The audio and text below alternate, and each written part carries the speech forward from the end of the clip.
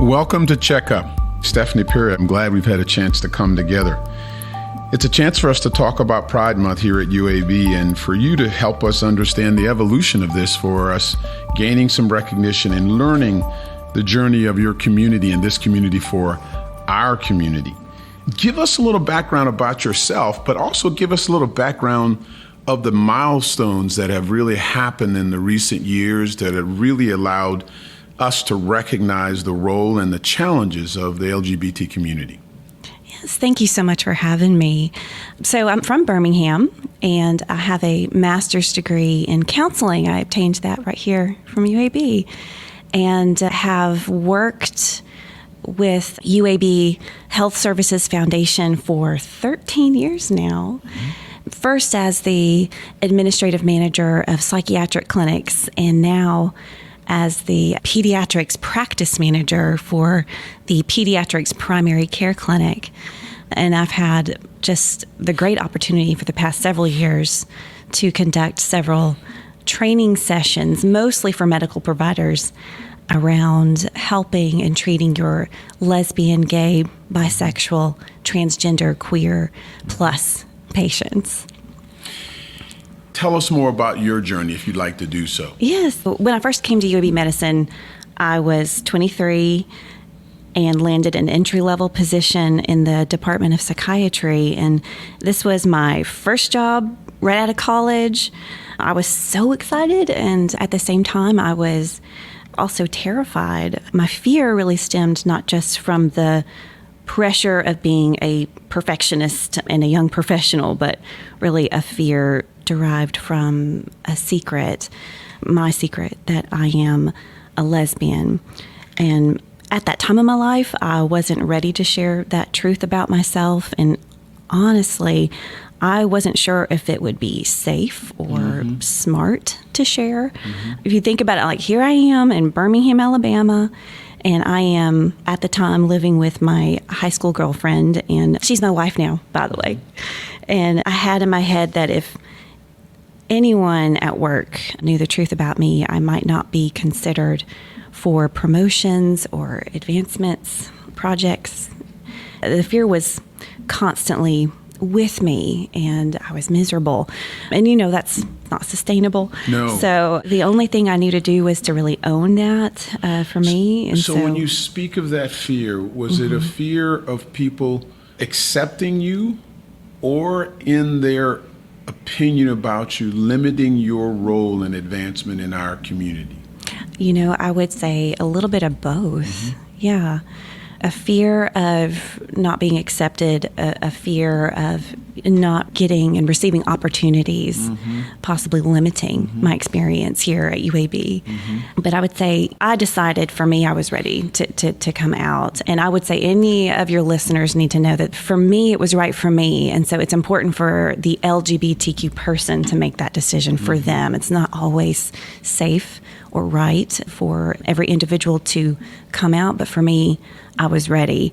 And I was privileged and lucky enough to be supported by my colleagues, by my boss, by leadership. And I was so empowered that eventually I was able to approach psychiatry leadership with ideas to improve LGBTQ mental health. And really the rest is history. Yeah, so I am glad to hear of the response you receive from our community.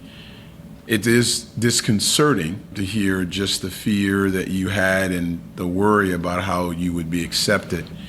And in part, I think this podcast is to give a sense to this community that we want to make sure they feel welcomed and given the opportunity, affirmed to achieve all of their goals and dreams as a part of our UAB world. And I think that obviously is a process, but it's one that hopefully we can make sure occurs on a regular basis. Tell me about how you're managing your own personal life in this space as your career woman trying to make your headway at UAB.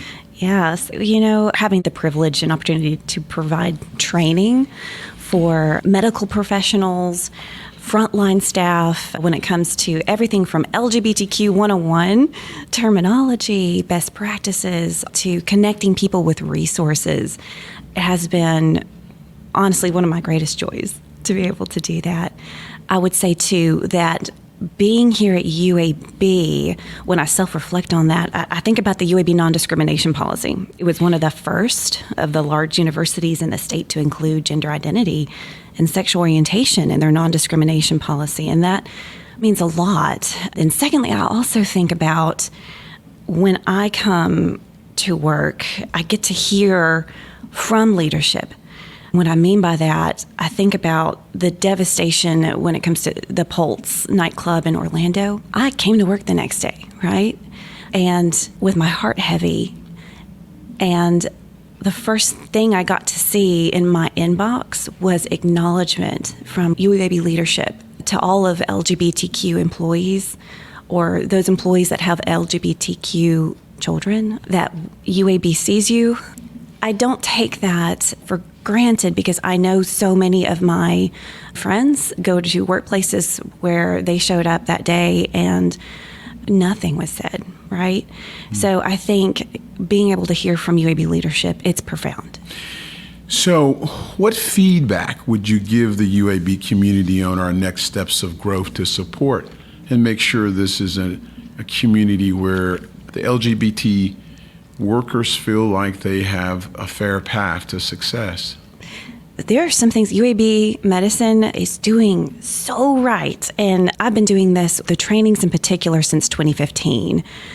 So much has happened really since then. And I think about the progress with the UAB and the Healthcare Equality Index that we were able to achieve. I mean, those are metrics that we make sure and we are telling our patients that we are working on, we are here, we are competent for the best kind of care to provide you. So all of that's really important. I would say, as a supervisor of people, the front line is important not to forget about. And what I mean when I say that is sometimes we concentrate on the doctors to make sure they have the education for LGBTQ best practices.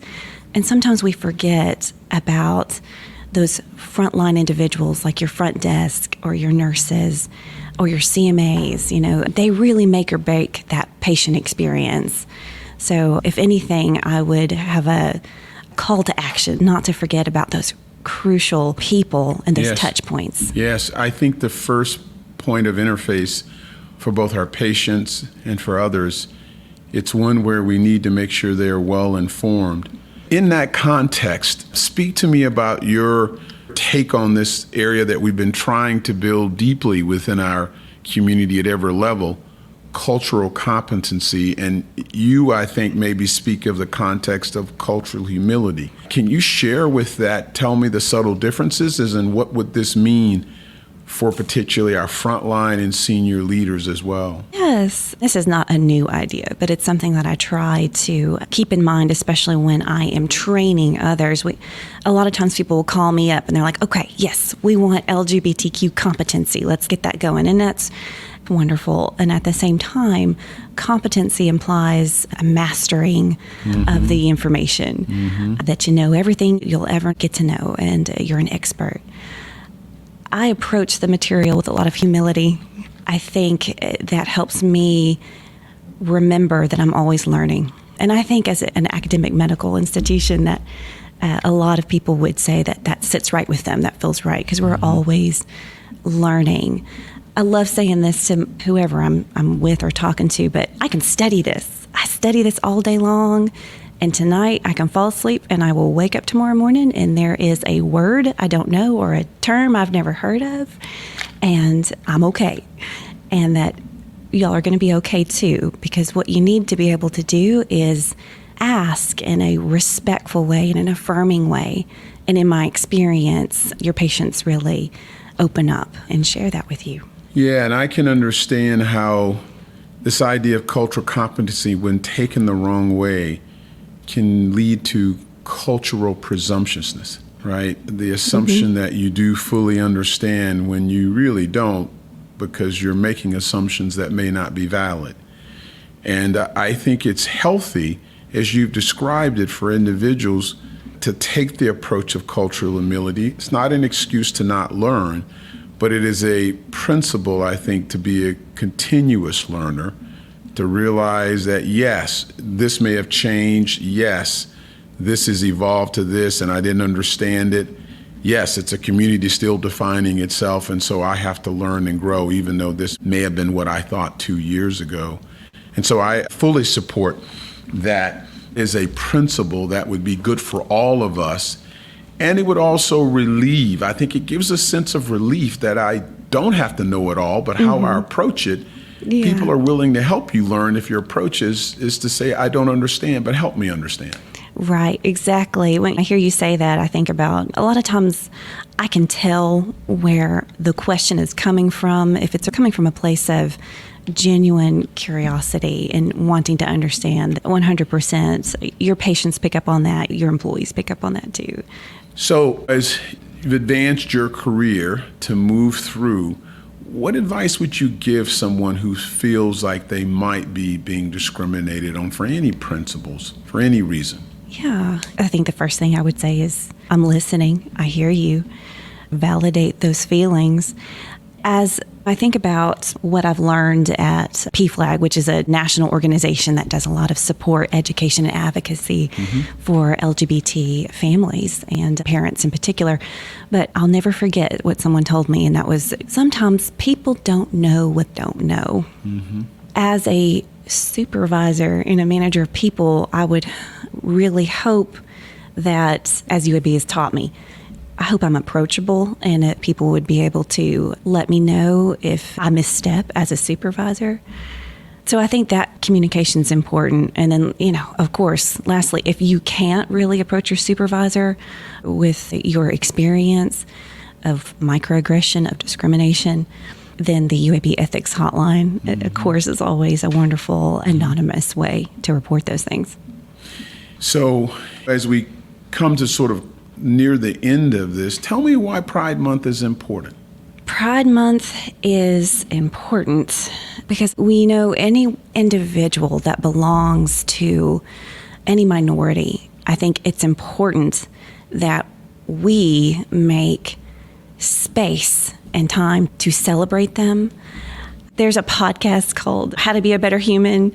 It's a lot of fun, but they had this speaker on recently, and essentially what she's doing is all about communications. Her name is Celeste Headley, I believe, but she said it best. Most of us don't listen with the intent to understand. We listen with the intent to reply. Stephen Covey said that. And then the same thing is, if your mouth is open, you're not learning. Buddha, right? So again, I think now in particular, if you are cisgender, heterosexual, if you are male, if you are white, it's not your time to talk, but it's your time to listen, really, truly listen.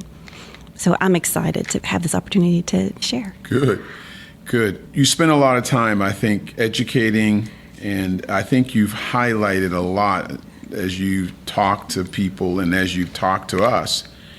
If I were to, in some ways, think about what you've said, you pretty much were very clear. Listen and learn. Understand that your narrative may not be complete of what you've heard or know. I think that principle of cultural humility is huge. It's really a valuable one for us to understand. And I do get the sense of, yes, for any community that's often not represented, having a visible and recognition of their struggle and their life is really empowering. Yes. And I want to make sure, certainly here at UAB in the medicine world, that it's an environment where people have a chance to be their best from any and every walk of life. And obviously, as you said, it's a personal decision of how people share who they are and what their experiences and their choices in their lives. But it's one for us to make sure that whenever that time is, it's an environment where they feel they have a support for who they are. Right, so right. I'm appreciative for the work you do and the passion you have and the effort to make sure that the playing field here at UAB is successful for the LGBT community. Thank you so much. Thank you.